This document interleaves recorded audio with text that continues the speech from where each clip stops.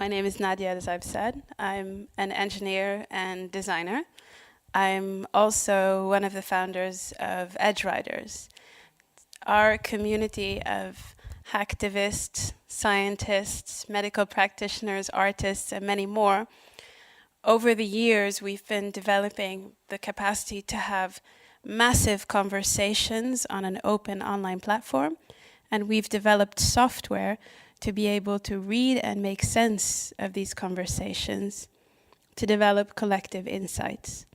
So on the open source platform, members share first-hand experiences from trying to do very difficult things, usually in response to systemic crisis, so ecological crisis, economic, political, and usually very far outside the mainstream.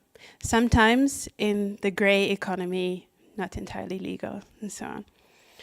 Edgeryders is also a not-for-profit company that supports the community members' initiatives, and it does it in 3 ways. The first is that it promotes learning about each other's projects and knowing about what people are doing in other parts of the world, so that you are not replicating work unnecessarily, and so that you are learning from other people's mistakes. It also promotes and helps people develop their ability to deal with data, to understand and interpret data. And the third is that it also builds infrastructures that try to make these individual small projects more resilient on their own and as an ecosystem. So this is an example. We found that ethnography is a very, very good tool to make sense of really large conversations in very different contexts, because you can find areas of intersection and unexpected relationships between seemingly completely unconnected conversations. And this makes it so that we can connect people around shared interests, even when they didn't know that, because it doesn't usually follow your professional title. For example, if I'm building a community garden, maybe I'm doing it to make my community greener. But maybe the healthcare economist sees that actually a lot of old people are participating, they're less lonely, their psychosocial benefit is going better. Now, if an institution were to come and ask, hey, who is working with improving the social health of people in the community? I would say, no, not me, I'm just making a green garden. So when you have conversations with each other, you can start to see how different initiatives together are starting to look like a solution to a complex problem with many different sides. So one of the topics that we are looking at is health and social care, or in a broader sense, welfare. The reason I'm very interested personally in this topic, I think I can illustrate it with this video. Is there audio? There should be. Okay.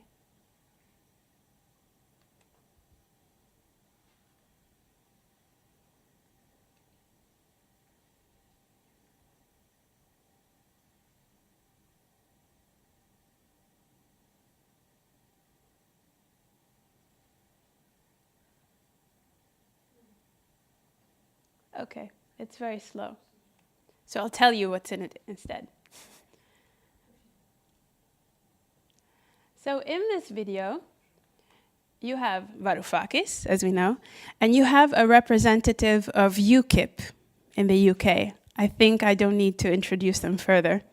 And this is a TV show panel where someone in the audience asks, should we be accommodating more refugees in the UK, considering we have a housing crisis and the healthcare system is not working, etc.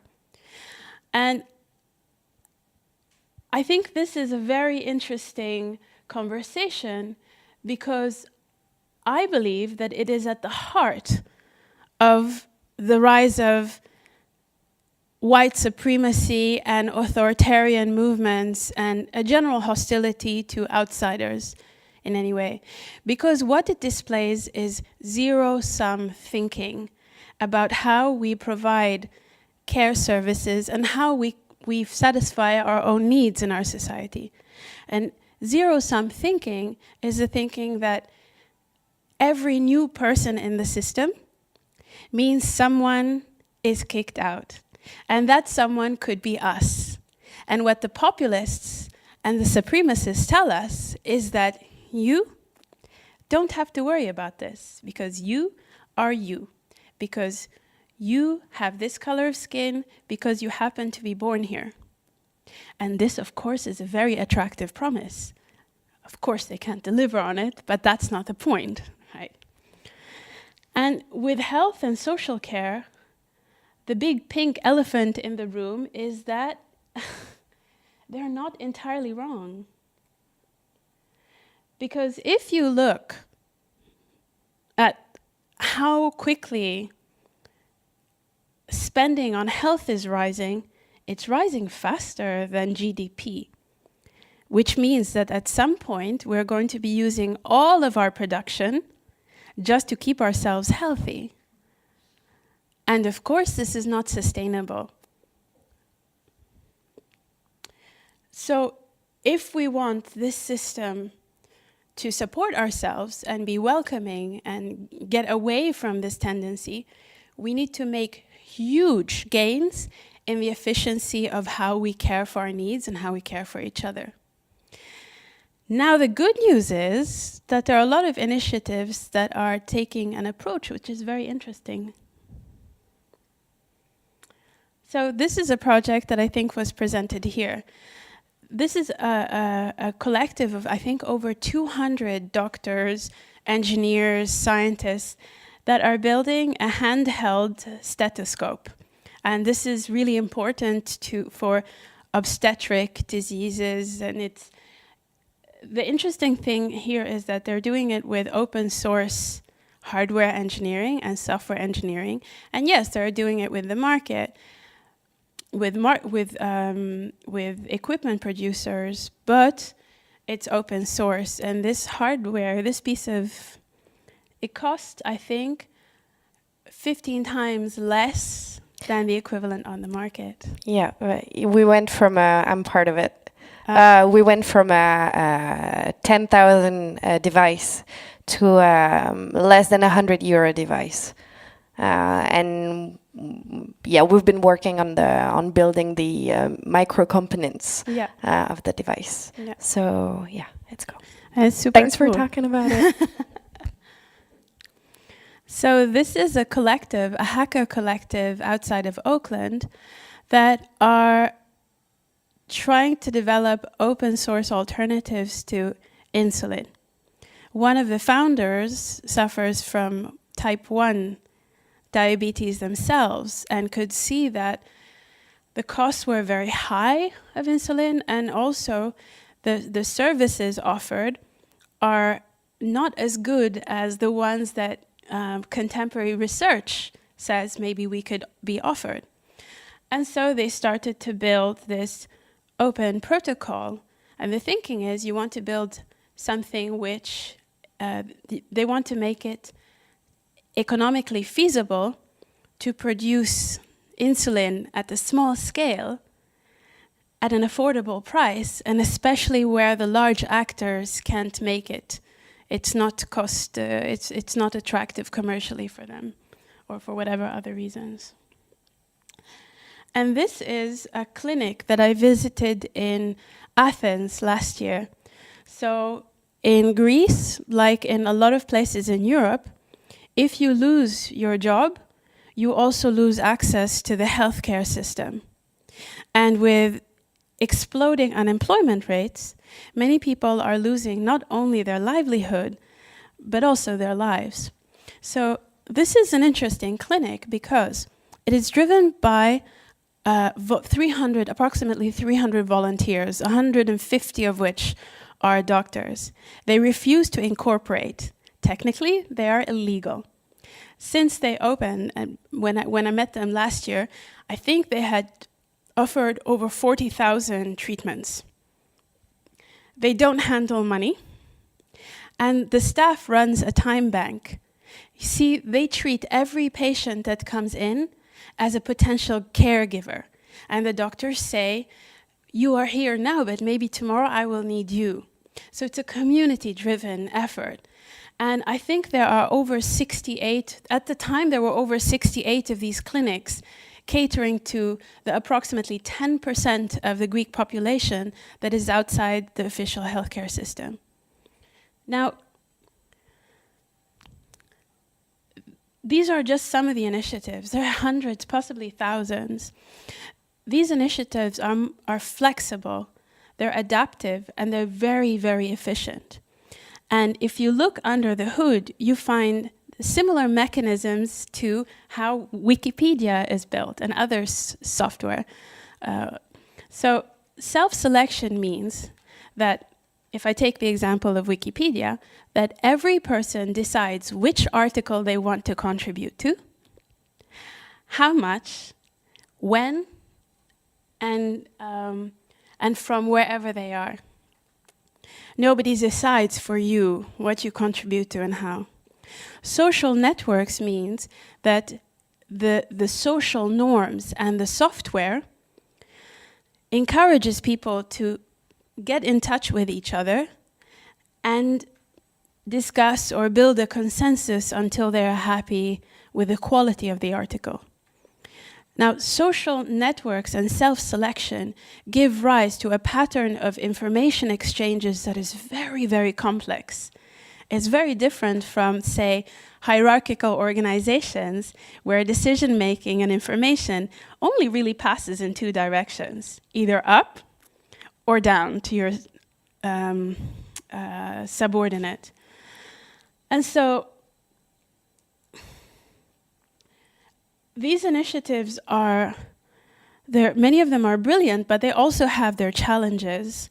So we find that many of them are very, very focused on a specific problem that they are solving, often in a specific place, and are not aware of great work that other people are doing that they could build on or maybe collaborate on.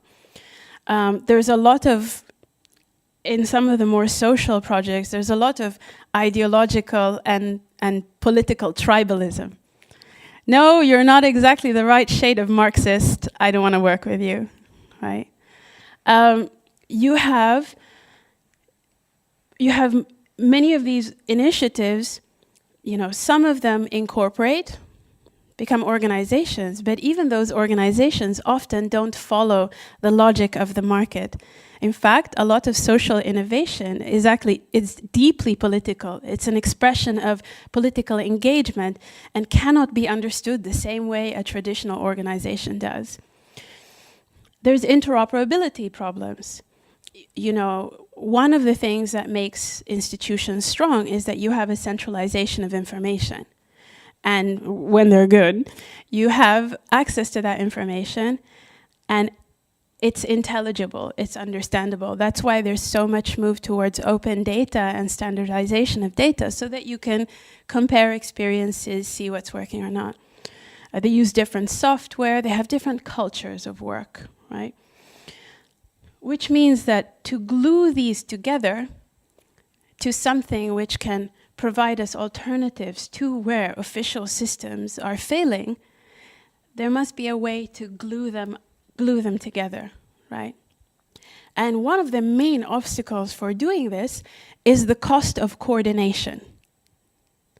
Because the cost of coordination is something that nobody wants to carry and nobody can afford to, especially when you're up to here trying to make your project work and you're often not very well paid, you're just trying to pay the rent.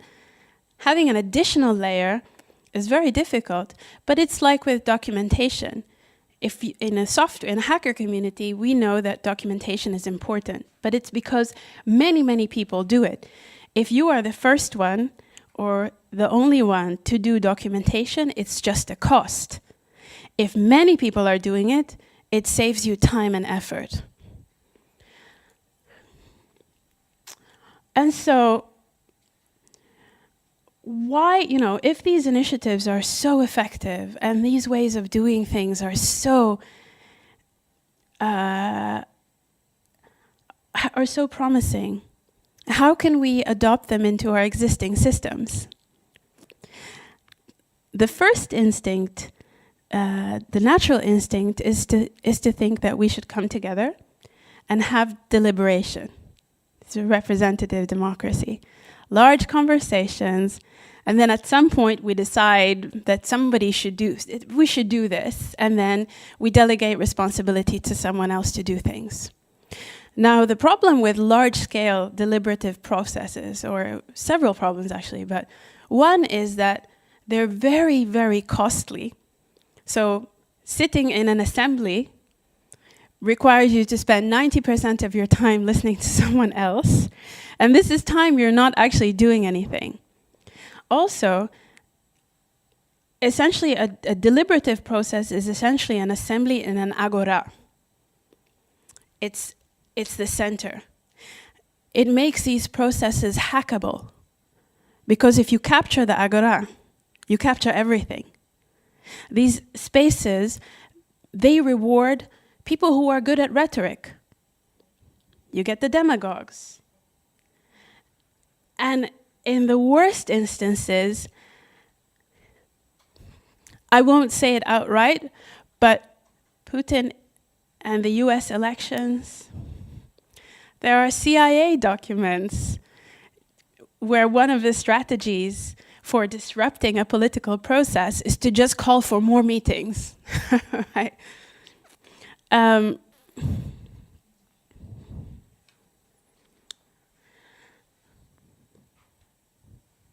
So we wanted to propose a different structure, right? A different kind of connective tissue for connecting people, places, the flow of information and resources. And we model it on the coral reef.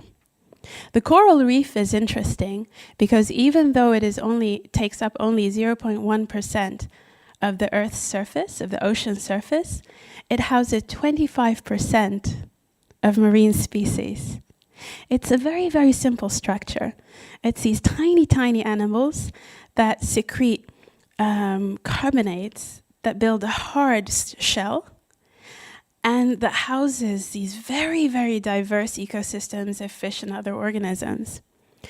And I think what makes it super interesting is that these ecosystems thrive also in waters where there are very few nutrients, which sounds very much like the ecosystem, the spaces where many of us try to do novel work. Now,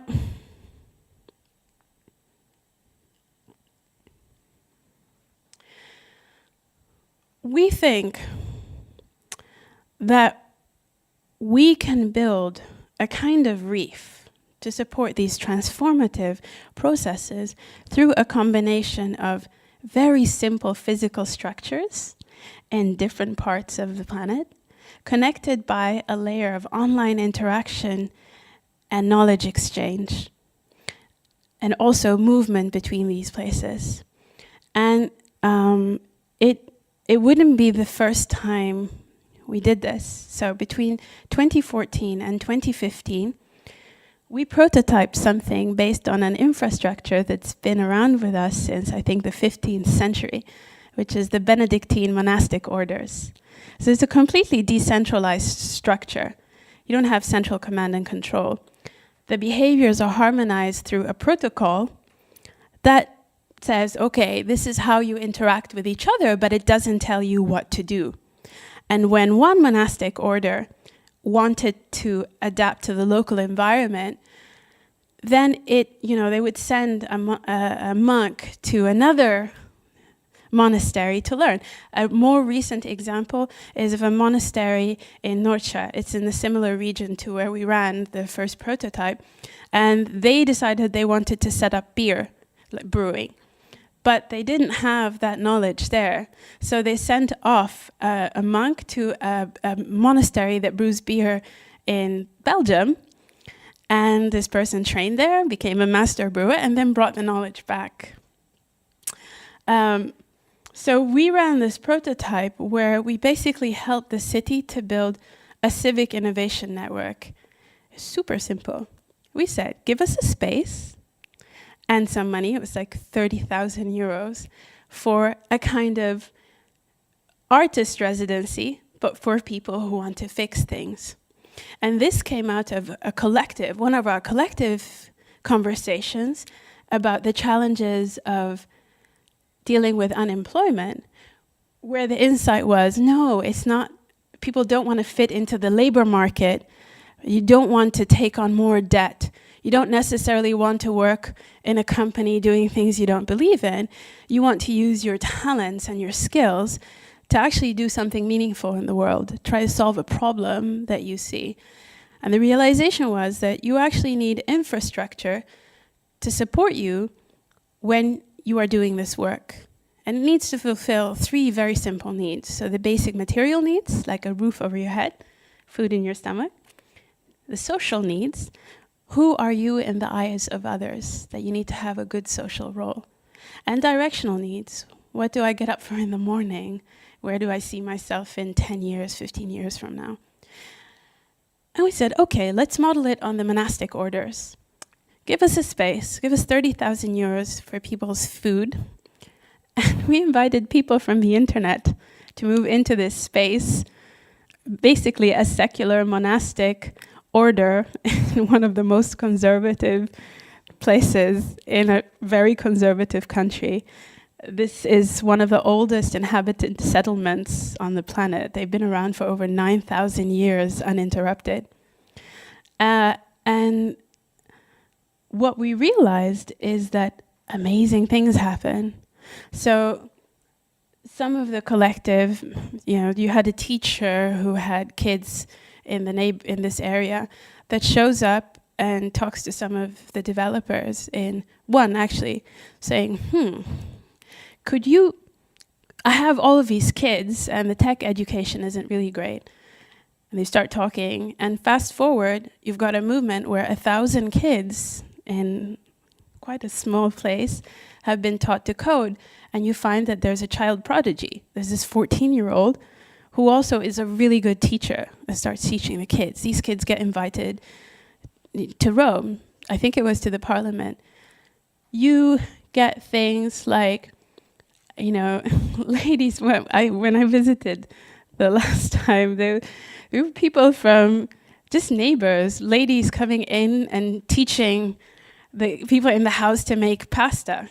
Because it also, they had open dinners. It also became a social hub in a place where there were very few spaces for intergenerational interaction, et cetera, et cetera, et cetera. So this project was named as one of the reasons why this city won European Capital of Culture. Because something happens when people move in and look at your place with new eyes. They also make you look at your place with new eyes, and you unleash skills and creativity that were always there, but that maybe didn't have a space to do it. More importantly, in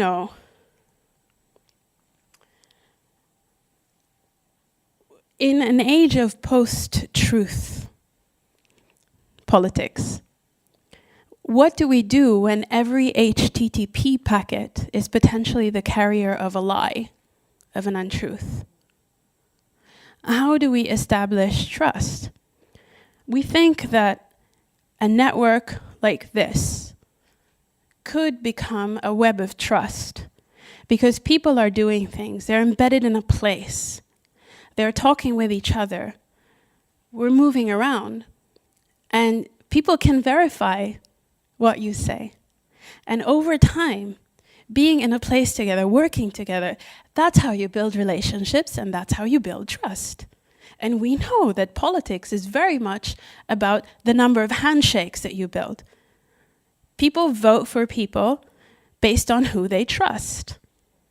And if we want to have a different political prospect, we have to change the web of relationships in our communities and bring them closer to each other.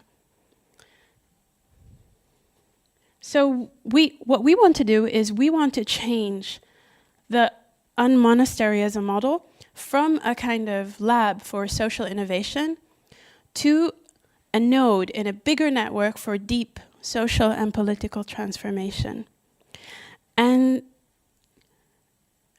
you know, this thing went from a conversation online to the space being there, to it being covered by the New Yorker, and that, you know, people were flying in from all over the place without us having actually really done any marketing or anything. In real time, around a year. And it came out of a collective conversation of people spread all over the planet. It's quite fast. So how do we maintain this connective layer, the reef, over a long period of time? Because this is really important. Well, this is what we've been doing. This is what Edgeryders has learned to do over the past 5 years. So we use a combination of skilled community management on an online platform which has tools embedded in it for the members to make sense of what's happening at the network. And they're a combination of ethnography, so in situ ethnography, you tag different conversations and then you can pull out the tags and you can find hidden correlations, and network science. You can see where in the network there's a lot of activity, and you can go in and look, is it someone trolling? Is this a conversation that a lot of people are resonating with? You can start to weigh the validity of different information and insights. And so it's a combination of an online environment and an offline environment that also interfaces easily with institutions, because a lot of the challenges for smaller actors and also communities that maybe are not so well off is the ability to articulate demands that can be understood at the level of an institution or a state, because a state cannot interact with anecdotal data. It needs something that is actually credible and legitimate and is based on evidence and is doable, right? So in a conversation like this, we've made sure to have people who are it's very, very diverse. It's both people who don't acknowledge the state as an entity and people who run ministries, you know, treasury in G8 countries, all in the same place talking to each other all over the place, but still being able to make sense of what comes out of it. And so, you know, we're in a rush. You guys have elections coming up. You know, with what Brexit and you know, the whole Trump thing taught us is that people who are like us, who are small and mobile, have no real place within nation states. So we need to build a fabric that is both hyper-local and transnational at the same time if we are to have hope of you know, being able to really shape our collective future. And we've also seen that it doesn't work to be developing all of these digital tools in a vacuum. You have to be, as a tech community, you have to be deeply embedded in a place, and places that are very far away from you culturally and also geographically. It needs to be diverse. So this is what our plan is. We want to get the structure up by the end of December next year, which is a very ambitious plan. But so the way we're going to do this is we're going to go on a tour to different cities and towns, and we're going to meet people. We're going to meet people who are even doing tiny, small things to try to improve their own lives and the lives of their communities. We're going to involve them in the same process that we've been building for 5 years, where they document their stories. And it's not stories like braggy, startup stories, like this is why I'm so amazing and my project is going to take over the world. They're fragile. It's, I'm trying to do this. This is how I've done it. This is what's working. This is what I'm struggling with. To start to see where people can support each other. So we gather these, we reach out to people, we look at where there are locations, physical spaces that we could use. And ideally they should be publicly owned spaces for reasons of democratic legitimacy, I think, and for people to feel welcome in using those spaces. It's not somebody's private space, it's a communal space. And then what we do is we bring people together with these different solutions into a kind of pop-up village.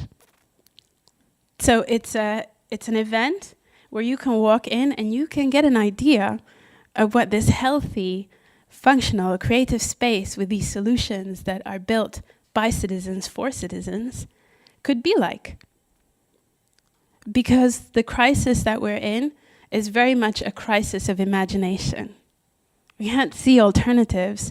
We feel weak and scared that we're not capable. We want to show that, yes, you are capable, and this is what an alternative could look like. Because people who are scared are easy to manipulate. Right? People who aren't, much harder. So we want to build up this pop-up reef. And then we'll choose a number of these locations and set them up and help others who want to build the same where they are. And so there are many ways in which people can get involved. You can get in touch with me. You can check out the link. You can follow this hashtag OpenCare. And this is all I'm going to say about that. So if you have questions, please do ask. Well, thank you so much, Nadia, for this enlightening talk. So questions now. You can ask in French. Remarks, anything. Okay. Nobody? Seriously? No questions? I mean, I definitely do have questions, but Non, en fait, mais je ne vais pas poser de questions, mais c'est vrai que c'est tellement inspirant, tellement optimiste, etc., que je suis en fait sans voix, parce qu'il y a des choses réellement qui se font, voilà, ce tour et tout le reste qui vient après, bah, c'est magnifique. Donc bravo. Et j'espère, en tout cas, j'interviendrai, je participerai volontiers. Vous êtes d'où? Lille. Lille. Comment est la situation en Lille? Politiquement, économiquement, socialement? Alors, socialement, c'est difficile. C'est une région qui a été marquée au fur et à mesure, j'ai envie de dire maintenant presque 2 siècles, quoi, mais c'est difficile au niveau de l'emploi. C'est, je pense, la région qui a été où il y a le plus de chômeurs. Donc, elle a une lourde histoire. Il y avait beaucoup d'industries, il n'y en a plus du tout. Alors, c'est relancé par la nouvelle technologie. Ça bouge vraiment. Mais sauf que les gens qui étaient mineurs et dans les industries ne sont pas dans ces high-tech. Voilà. Donc, d'où ce fort taux de chômage. Ensuite, c'est une ville qui a toujours été très militante. Donc, il y a beaucoup d'actions qui se font sur les communs, sur l'environnement, sur l'aspect social en général. Donc, une initiative comme ça, pour vraiment, j'ai envie de dire, englober tous ces systèmes qui travaillent déjà sur des problématiques distinctes, pourrait peut-être pourrait donner une nouvelle dynamique à cette ville, qui est déjà très dynamique, j'ai envie de dire, mais pas forcément efficace, je ne dirais pas efficace, mais je dirais peut-être ça ne touche pas ceux qui en ont le plus besoin. Parce qu'il y a un problème aussi quand je parle d'éducation, c'est au sens large, c'est-à-dire de formation. Donc voilà, plein de choses comme ça. Donc je pense qu'une initiative comme ça pourrait vraiment aider vraiment, impulser une forte dynamique. Voilà. I'm curious to hear a critique, or what do you think is, I mean, it's quite an ambitious initiative, and this is the first time that I've actually presented this in public. It works. But you know, there has to be something wrong with it. Well, I have to poke holes. Help me. I do have a question though. For me, I would say the major question is, what is the actual difference between what your project aims to do and what has already been going on with hacker spaces and fab labs, etc., knowing that we have artisans of the future working there, willing to have people input them with problematics and various subjects? What is the fundamental difference between what these people are trying to do as far as extracting social knowledge and methodologies from these physical structures and what you are trying to do?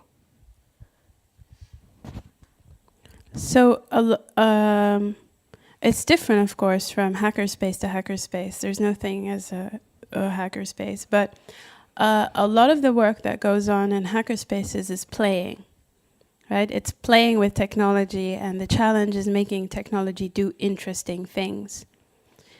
This is, I mean, you know, a lot of hackathons are very technology focused. Hackathons, yes. Hackerspaces, though, or biohacker spaces, that are, some of them we know, some of them you and I know. Yeah.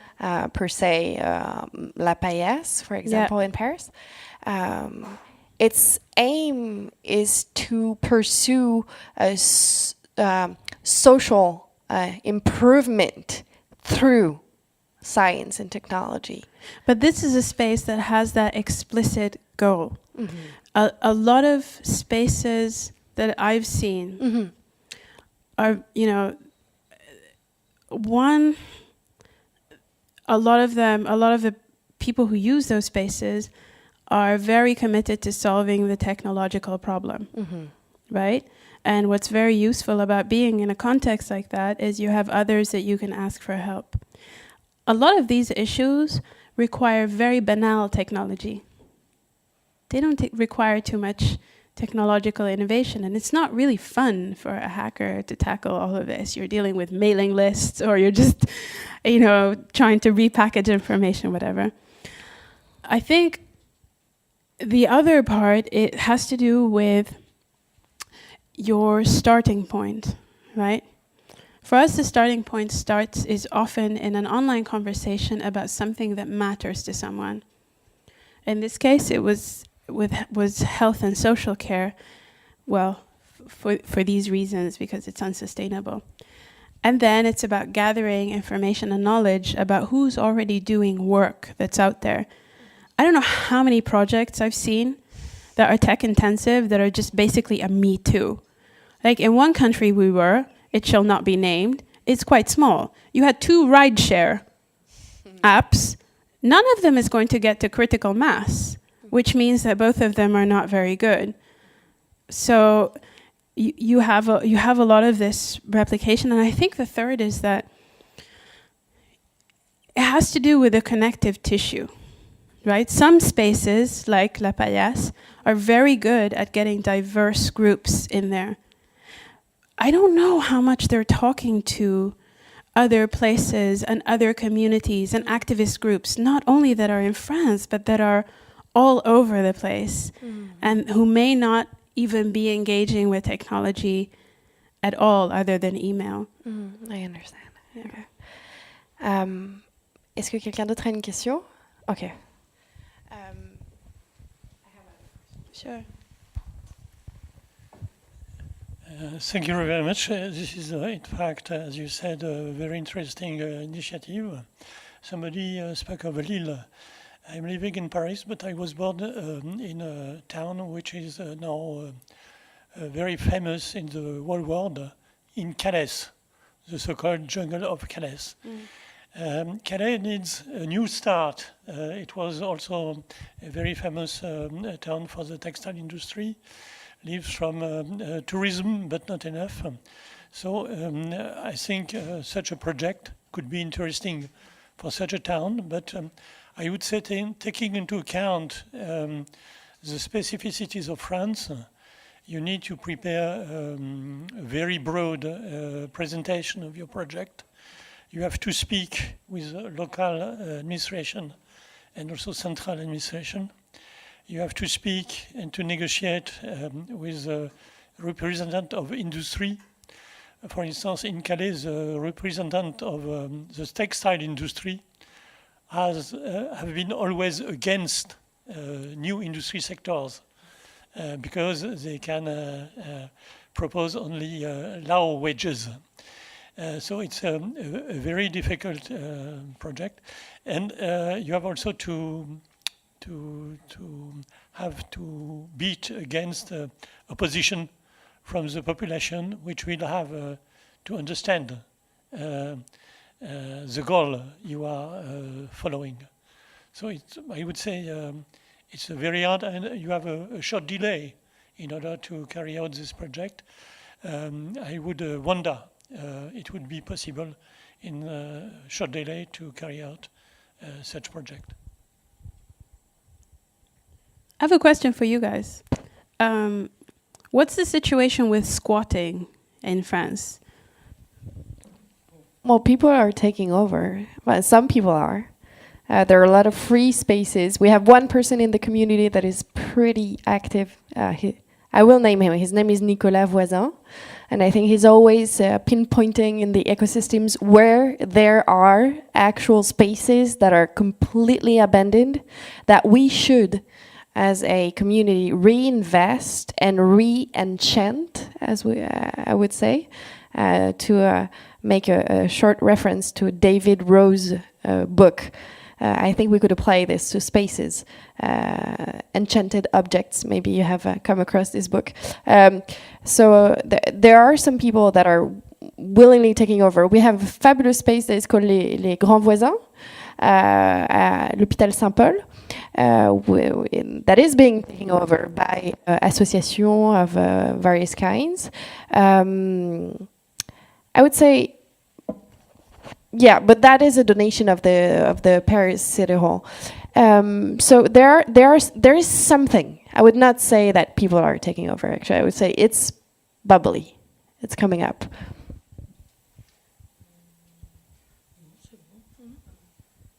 En tout cas, à Lille, il y a de quoi faire. Les vieilles usines, elles sont libres. Good to know. How do you think of selecting the cities and the countries that you are going to visit, and how many? So the question, because of the mic. For the tour, how are you going to select the places that you are going to visit, and how many cities or countries are you going to visit? Is it already planned? So the thinking is that we work as a network, right? So anyone who's in self-selection, anyone who steps in and says, yo, can you come to my town? Then we'll figure it out. It's one of the advantages of being in Europe, is that it's so close everywhere. You could just blah, blah car or whatever. So it's completely self-selected. And I think it's important that there are people who want this for their community, you know, because it shouldn't be something like an alien that comes from outside. It needs to be co-owned. And in terms of numbers, how many people can 50, 100, 200 people travel to? It's a lot of places. So it's a scalable model, and, you know, it depends. I imagine that maybe you have a dream goal or something like that. I don't know if it's 100, thousands. I think starting with 3 is a good number, because you need to have a network. It doesn't work to have one. And ideally places that have different languages, so that you have to work through these challenges and you have to figure out how to work together. So I think by December, I think it's realistic to set up 3. What we found is that once you have one up and running. Like we got someone from the Ministry of Finance in Italy that showed up at one of these and said, can you build me these as part of the National Development Plan for rural areas? Because that's the thing with political activism and trying to lobby. It's complete, if we had said to a politician or someone at the ministry, we want to build a secular monastic order and we want to invite random people from the internet as part of your development policy, they would say, no. Right. But you set one up and somebody steps in, they're like, I like it, I don't necessarily understand it, I can see it works, can you build me one too? So that's always been my strategy for getting things through. And we've gotten some pretty crazy things through. I can send you some national development plans or strategies and foreign ministry strategies as well with stuff there, right? So. And can I just another question? Sure. I was wondering if you were willing to do your own independent thing, or maybe interacting with other locals. It's not association, but more association, foundations. Because I know that, for instance, in Paris, there are some civil association with an ecological aim, but also to have a social impact, which are working on that kind of projects. Yes, of course. So the question was, is the idea to create your own stuff, for your own organization, or to work within the local tissue? Okay, it's not English. Well, the thinking is that, one of our principles is never replicate or compete with what's already there. So I think we're getting good at getting people who are very different and who work with different organizations to talk to each other, share information. So I really see it as a meta layer. Ideally, someone would already be running a space and we would just do a kind of plug-in. This would be the best. This is how we can scale the model really quickly. Plus, it's cool. You get to meet and learn from all of these amazing people doing all of this cool stuff. Why not? It would be a dream. So so when your hashtag is open care, and yet you're saying that you're willing to take in any kind of project that works on how would I say that better make to ameliorate the life of the people. So my question is it especially focused on the care problematics, or is it really open to any project? Let me show you a visualization.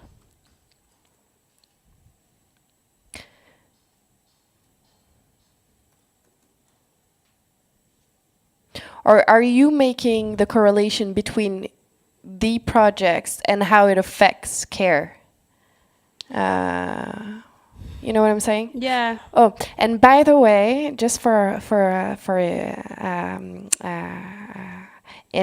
regard to the mention of Ecopen, I have right next to me the founder of Ecopen.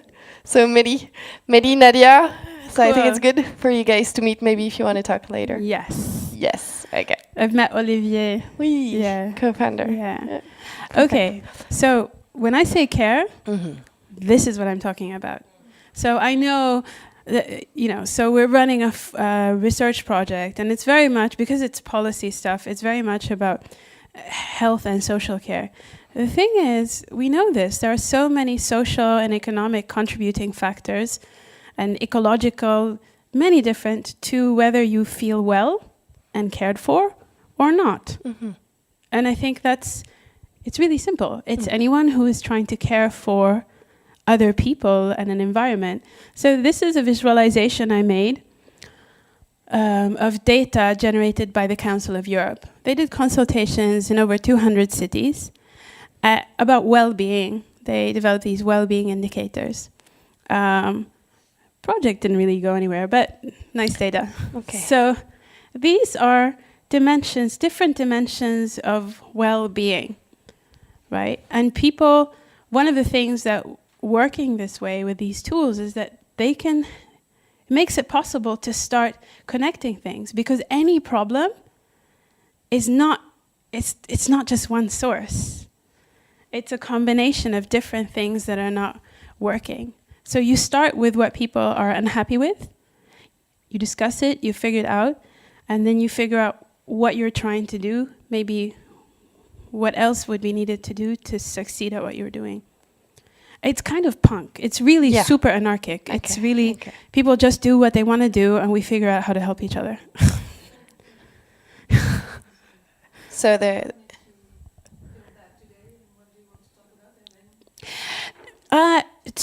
it's not what makes you feel bad. So we never ask for opinions. It's what are you working on and why? Because what people decide to put their energy and resources and time into is a much better indicator of what we really care about. And that's something we can work with. And if you start with something that's already happening, then there's something for people to plug in to. Those who are less brave or are just starting out, or maybe just don't know how they can make themselves useful. They just want to do something. So. Okay, great. Just one question. I would like to know if you have financial support for this, and which kind of financial... Okay, so Edgeryders is a funny little company. So the way we do this is we sell services to other organizations. And they tend to be organizations like the World Bank or the UN, or, you know, there's something really messy. There are these post-2015 development goals. We've got all of these things that we're going to do. Oh my God, how are we going to realize this? And then they talk to us and we say, okay, let's see who's doing stuff already and how you can work with them. And those are commercial gigs that generates revenue.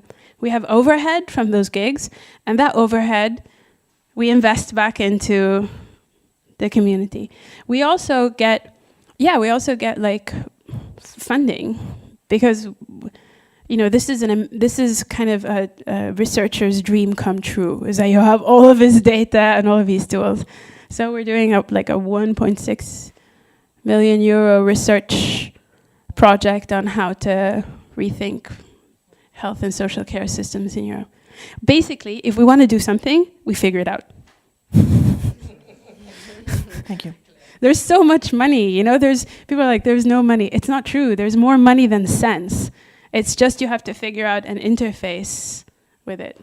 But we're creative people, so.